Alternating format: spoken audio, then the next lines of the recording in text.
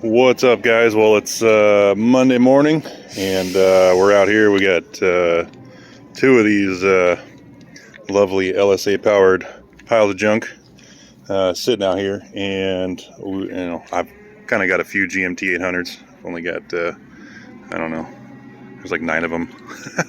Anyways, I see a lot of people that ask for truck drive question, help or assistance on the page.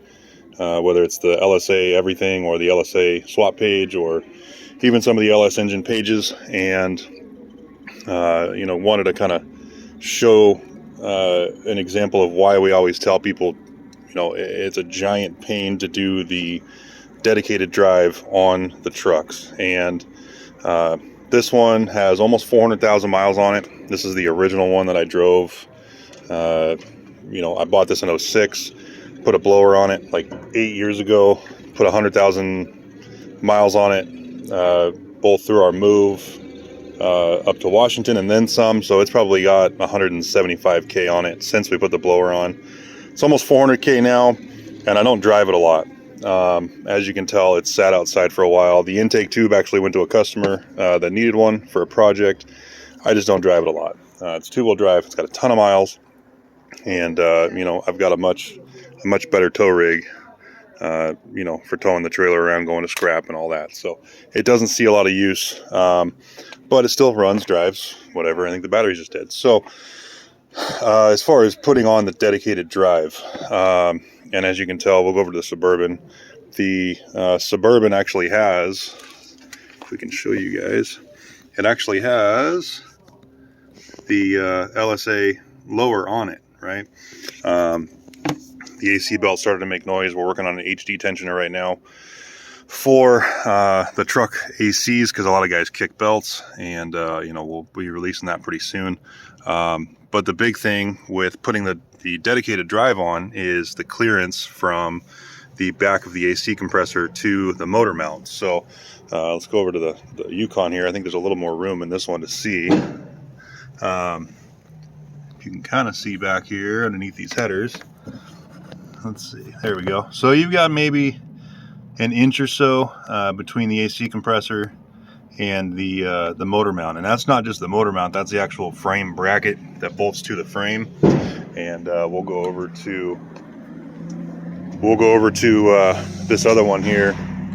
We just parted out an Escalade that rolled over, so we've got the chassis left over for a van conversion for a buddy of ours.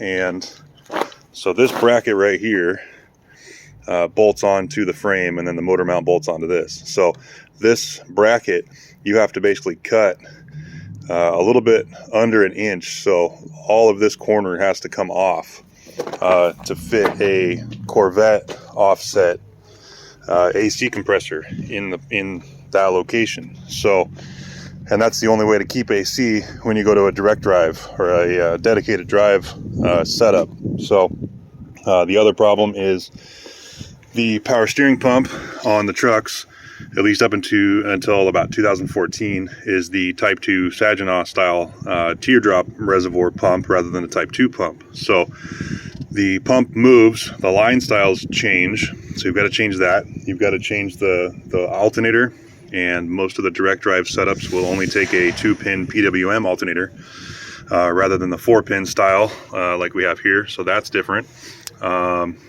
The AC lines themselves from the trucks. So if you go from a truck style AC compressor, and I guess we tossed a belt at some point here. These stock tensioners for the AC, man, they're the weakest thing out there. So the lines do not work, so you have to have new lines made with different ends on them for the AC. The outlet of the water pump's in a different spot, so you've got to change that. You've got to get a different upper hose. Lower hose should be probably the same. And yeah, that's pretty much, as well as the balancer, and then all the other idlers and all that. So there's quite a bit involved. The biggest reason why you don't see the direct drive stuff on the trucks is just mainly because of the notching of the mounts and everything to get the AC in place. Not only that, it's also getting the parts, since GM has been notoriously bad lately about back orders and things like that. You know, we run about 16 pounds on this one. This one's got a 245 upper, just an old grip tech that we had laying around, and LSA lower. We've got some of our prototype power steering and alternator pulleys on here for testing, as well as some of our HD idlers and our tensioner kit. And 16 pounds going on, I think it's like 20,000 miles now, and same belt. The only thing we had an issue with at one point was the throttle body was actually, you can't really tell, the bottom of the throttle body touched one of the old idlers and put a little material on it and was hitting, transferring onto the belt. But other than that, this thing has been rock solid. Everything's still aligned perfectly, no slip.